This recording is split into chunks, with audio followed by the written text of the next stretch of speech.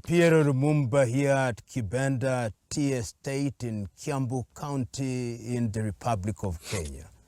Our conversations continue, and today we look at an iconic individual, Nelson Mandela, otherwise known by his clan name Madiba. When the history of the struggle for independence, and particularly the history against the apartheid movement, is written, the name of Mandela stands out. It stands out because although he came later into the struggle through the ANC, he played a critical role.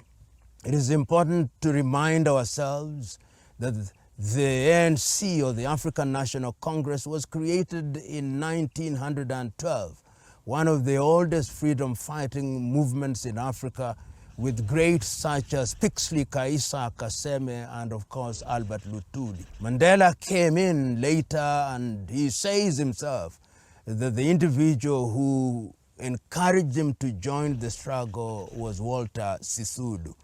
And when he joined the struggle at that time, the apartheid movement was at its very height. You will remember during that period in 1948, after the World War II, that is when Hendrik Verwoerd came up with the whole idea of separate development, which was then characterized as apartheid and which was declared by the UN as a crime against humanity. And the issue that arose in the very early days of the struggle, particularly in the 1960s, was the ideological orientation of the African National Congress. In the 1960s, 50s, coming up to the 60s, there are those who took the view that the ANC was not radical enough. And that is why in 1960, Robert Mangaliso Sobukwe then left the ANC and formed the Pan-African Congress. But Mandela, Govan Mbeki, and of course Ahmed Kathrada and Walter Sisulu remained in the African National Congress. The question then arose, are we going to eliminate the apartheid regime through armed struggle, or we are going to do it through agitation? And Mandela famously said that I hear Mahatma Gandhi, I hear Martin Luther King Jr. saying non-violence, but I am not a violent man, but I am not a pacifist. When the other person chooses to use the other fist, I too will use my fist. And it is on the back of that argument that Umkhonto Wesizwe was then formed, which Nelson Mandela led.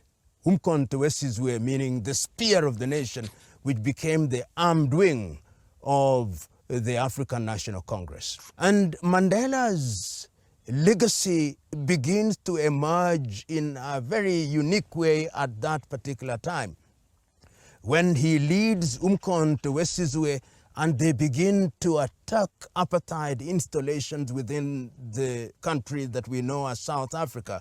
And ultimately, they are arrested. There are quite a number of them, but the most famous that are arrested at that time is Nelson Mandela himself, Govan Mbeki, Ahmed Kathrada, and Walter Sisulu. And one of the biggest trials that ever took place in South Africa is the Rivonia trial. That is when Mandela stands out. In his defense, he issues a statement. He speaks for 3 hours in his defense and issues a statement at the end of it that this is a cause for which I am prepared to die. That is the struggle against apartheid. He takes the view that apartheid must be destroyed and that we must have a South Africa where all are equal, a South Africa where there is no Bantustanization. And we will remember at that time that the apartheid regime after Verwoerd, then of course there is John Vorster, then there is Botha, then there is de Klerk, have already started recruiting some blacks, and they are Bantustanizing the country, where they are creating enclaves where blacks would live. They are already having people who are fifth columnists who are trying to destabilize the struggle.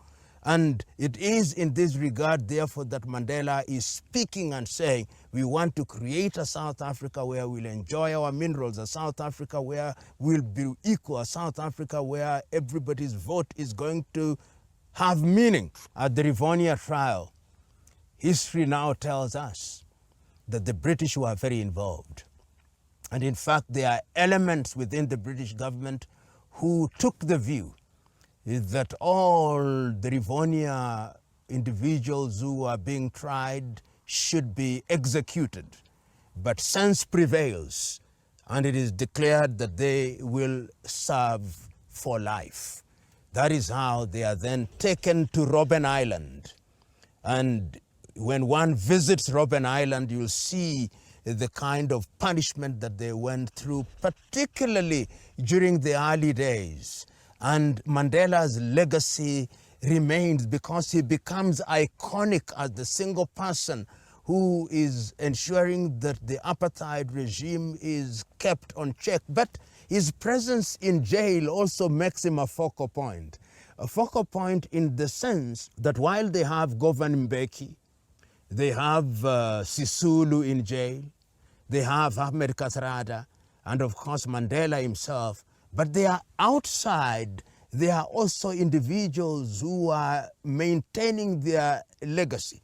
One of them is Mandela's wife, Winnie Madikizela Mandela. She becomes iconic, and when history is properly written, it must be said that if there is any single person who ensured that the Mandela legacy was maintained at the highest level, it is Winnie Madikizela Mandela, who was banned and abused and punished in many ways.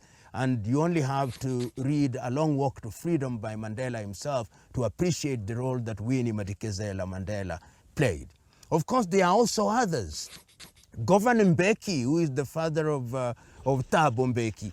Thabo is outside of the Republic, and Thabo, of course, also participates in the struggle at that time. And of course, in the case of Walter Sisulu, the wife Albertina Sisulu is also out, and the young daughter at that time, Lindiwe Sisulu, is also out. Ahmed Kathrada are also people who are operating. And outside, there are younger people who are continuing the Mandela legacy. And you see many of them outside of South Africa. Oliver Tambo is the quintessential ambassador of the African National Union, and they play a big role in ensuring that the story of those in the Robben Island is kept alive. It is instructive that the negotiations begin in earnest while Nelson Mandela is in prison and is identified as the leader, and all the others also accept that he's their leader even when they are in prison. And there, of course, there is evidence to show that before he was released, there were many meetings that were held at that time with a view to finding a pathway for peaceful destruction of the apartheid regime. There were difficult individuals such as Pick Botha, who was a dyed-in-the-wool racist, who took the view that the black man should never get the vote, who took the view that the land that had been taken cannot be returned. Then, of course, that there was the cantankerous John Vorster, who also became the Prime Minister of the Nationalist Party. But things begin to thaw a little with Frederick de Klerk.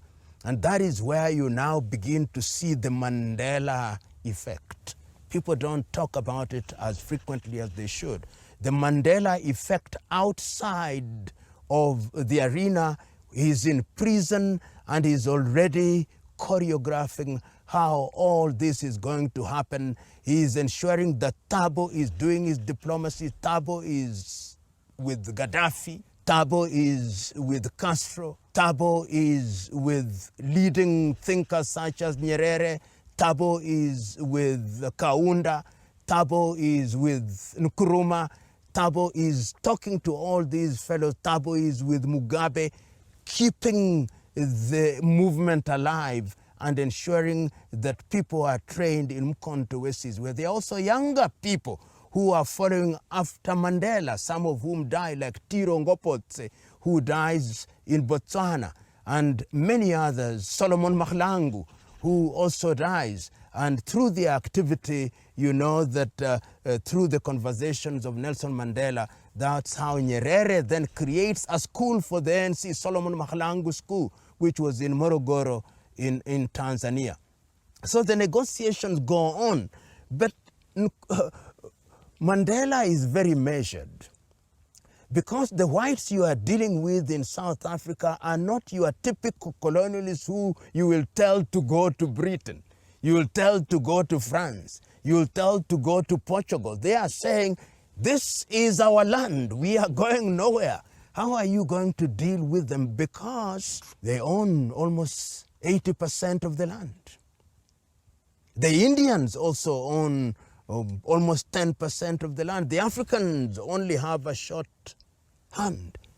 That is how Mandela then takes the view that what we need to do is to give meaning to what Nkrumah said. Seek ye first the political kingdom and the rest will come. And it is through that he says, let us remove the apartheid regime first. Once we've removed the apartheid regime and we have the vote and we are in power, that is when we will begin to talk about land. And you see the negotiations at that time when he takes younger people. He is quite aware that in his absence that there have been other people such as Chris Hani, people such as Cyril Ramaphosa, who through the COSATU trade union are involved in some way. And he therefore works with them. Desmond Mpilo Tutu, who is also active from the church, as indeed is Alan Busak, who is colored, and they are working together, and ultimately the negotiations lead to the constitution, the temporary constitution, and ultimately the democratic elections in 1994. And this is how we then define Mandela, that it was very easy. And I'm informed that the whites were prepared to destroy South Africa. But he told his audience that when you are fighting with a person who holds an egg, which you want, you must be sure that he does not drop the egg. You must be sure that you persuade him to put the egg down. And that is what Mandela did. And that, I think, is the justification for his winning the Nobel Prize. That when the country was at crossroads, when the country would have destroyed, he knew when to give in and when to retreat and when to advance. And that is a legacy that you cannot deny him. Number two, he recognized that you must have an army of young people who are going to work with you. And in that regard, he created an army of young people, and that army of young people is what you've seen, people like Thabo Mbeki, people like Cyril Ramaphosa, people like Tokyo Seswale, people like Chris Hani, and the younger ones such as Lindiwe Sisulu. These are people that came from the Mandela, and he knew when to leave office. Mandela would have died in office, but he said, no, at my age, it is unfair for me to continue. There are younger South Africans, and he told South Africans, I'm going to Kunu in my rural village. Don't call me. When I need you, I'll call you.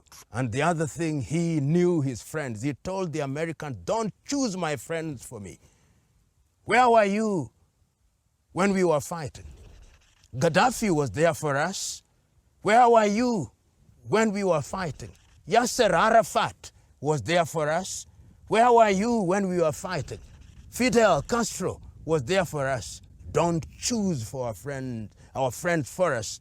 And I remember him saying this in the United States of America, telling the United States of America, you are one of the worst countries, one of the warmongers in the world. He went on to tell them, is it not true that in fact, when Japan was retreating on all fronts, you used the atom bomb in Hiroshima and Nagasaki, not to destroy Japan only, but also to tell the Soviet Union, if you play with us, this is what is going to happen with you.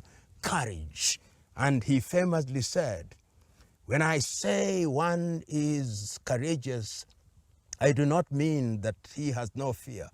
All human beings fear, but courage is our ability to conquer fear. And I think when we remember Mandela, we'll remember that. But there is one outstanding question, the last colonial question, the question of land. I see many people blaming Mandela, saying, but the land question was not resolved.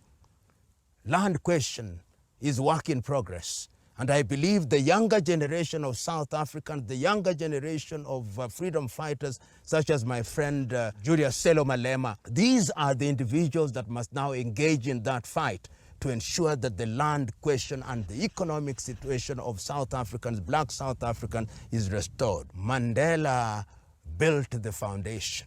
It is a firm foundation. It is the duty of the younger generation to now build the walls in the knowledge that this fight against evil is a fight which is fought by generations. Nelson Mandela was a great man, a great South African, a great African, and a great human being, and he'll be remembered fondly by persons of goodwill. Thank you very much. We continue our conversation. The continent of Africa is a continent that deserves to be addressed at different points and from different standpoints. But let us say our goodbyes in the knowledge that the conversation continues apace.